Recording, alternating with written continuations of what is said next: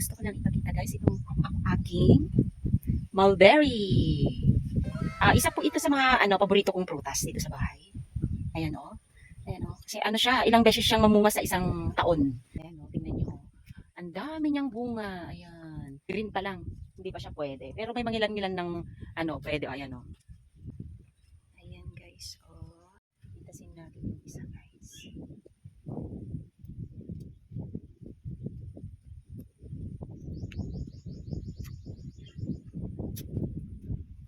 Medyo maasim pa. Hindi pa siya ganun kahinog.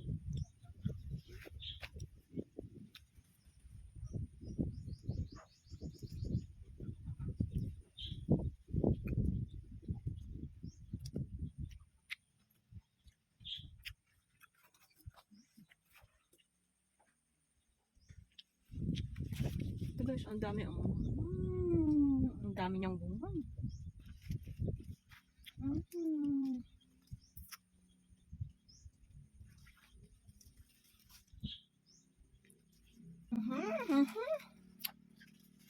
Dami niyang bunga guys. Yan. As in, ang dami niyang bunga.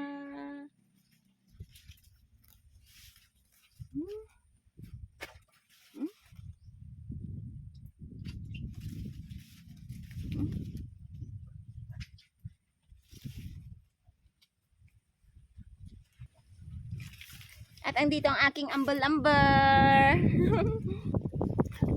Pag maritesak damdama. Murahin nyo.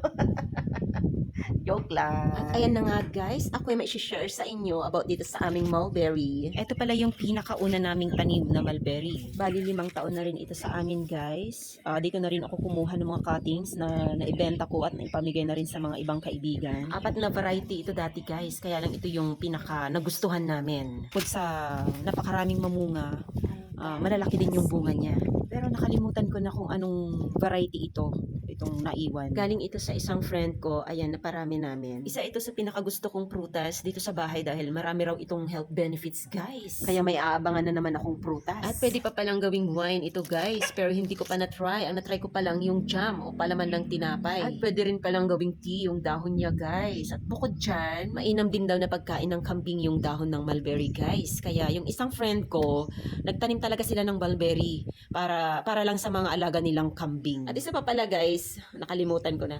Pag kulay itim na yung bunga ng mulberry, ibig sabihin hinog na po yan, pwede nang pitasin, juicy na siya. Manamis-namis na medyo maasim, pero nangingibawa pa rin yung tamis niya guys. Hindi ko lang ma-explain kung saan maihahambing yung lasa niya. Pero pag green or pink pa lang, nako po, hindi pa pwede yan. Sobrang asim niyan.